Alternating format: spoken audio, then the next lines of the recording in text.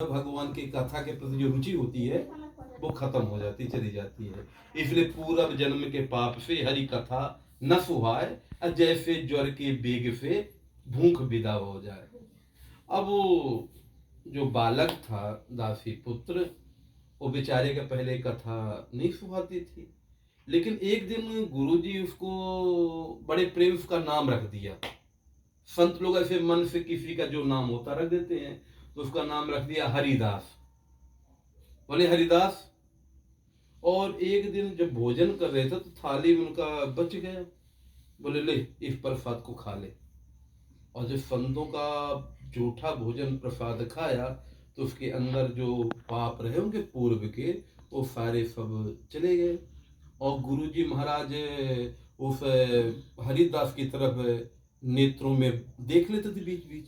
और संतों की जब दृष्टि किसी ऊपर पड़ जाती है ना, तो उनके दृष्टि पड़ते ही जो जीवात्मा में जो दोष होते हैं, पाप होते हैं, उनकी खत्म हो जाते हैं, चले जाते हैं।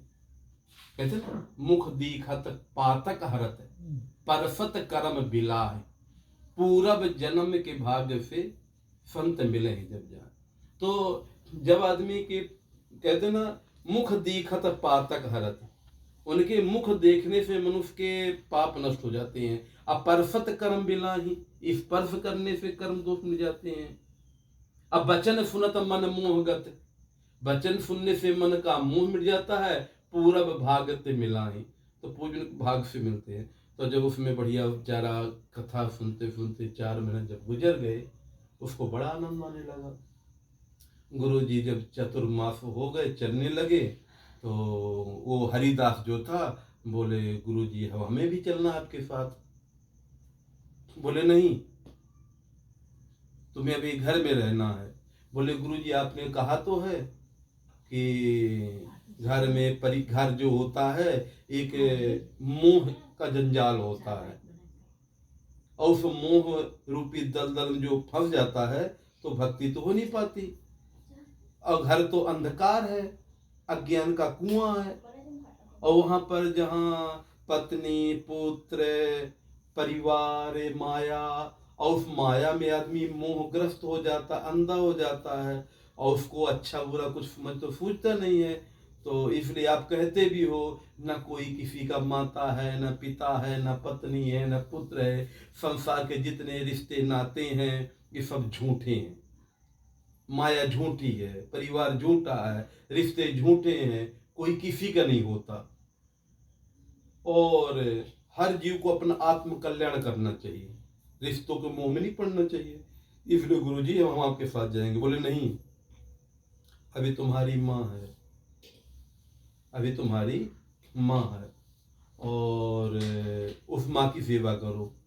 बोले गुरु जी आप कहते हो कोई नहीं। तो बोले अभी तक तुम माँ मानते थे, अब उस माँ में ही भगवान को देख लो। अब उसे माँ मत छोड़ो, मानो उस माँ में भगवान को मानो। अब भगवान की मान की सेवा करो, तुम्हें वही फल मिलेगा।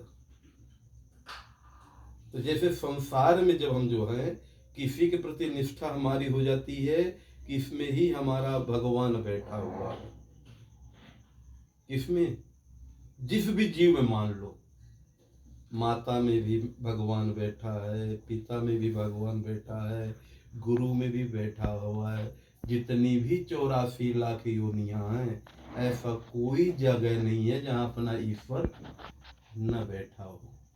हरि व्यापक सर्वत्र समाना, प्रेम ते प्रकट हो ही मैं जाना। ईश्वर सब जगह। और तुलसी जी ये भी बोलते हैं, सिया राम मैं सब जग जानी, करहूं प्रणाम जोरी जुग पाणी। सब में मेरा प्रभु बैठा है, सब में सीताराम है, इसलिए किसी में भेदभाव क्या। इसलिए सब जीवों में उस भगवान को मान करके अगर सेवा करी जाए तो वहीं से भगवान प्रकट हो जाता। कोई ऐसे जरूरी नहीं कि एक मूर्ति में ही भगवान बैठा हुआ है। इसलिए कहते ना कि भगवान की बनाई हुई मूर्ति हम सब हैं। हम सब किसकी मूर्ति बनाई हुई है? भगवान की मूर्ति। और पत्थर किसका बनाया मूर्ति है? इंसान की बनाई मूर्ति। तो भगवान की बनाई हुई मूर्ति से हम घृणा करें, अपनी बनाई हुई मूर्ति से प्रेम करें। तो भगवान कहते हैं कि उसको त्याग नहीं करना, लेकिन पहले मेरी बनाई हुई मूर्ति का सम्मान भी तो करो। इसको घृणा करो, उसको प्रेम करो, नहीं से थोड़ी है। मेरे बनाई हुई मूर्ति को भी तो प्रेम करो कम से कम। कि हमने क्या कमी छोड़ी है? कितनी सुंदर आँख, कान, नाक, पूरा जो है, मुख में डाल तो पाचन क्रिया सब कुछ हो जाती है। ऐसा सब जीवन में प्रेम होना चाहिए, और उसके बाद फिर उसका भी करो, है कि नहीं? क्यों विष्णु जी? जले विष्णु थले विष्णु, विष्णु सर्व जले विष्णु थले विष्णु, विष्णु पर्वत मस्तके, ज्वाला माला कुले विष्णु, सर्व विष्णु मयम जगत।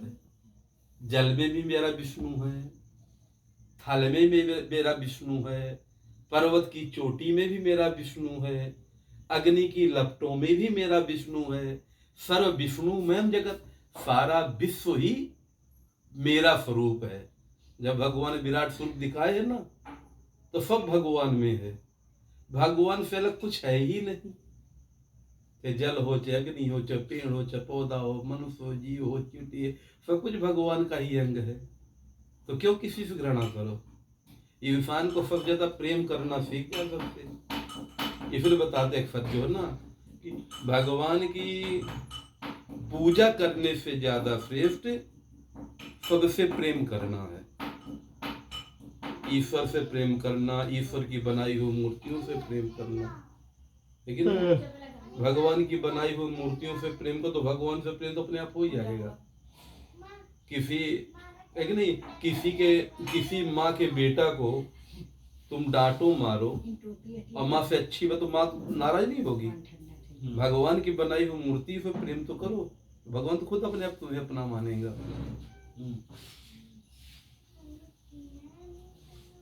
क्या हो रहा है? जय सिया राम। जय सिया राम।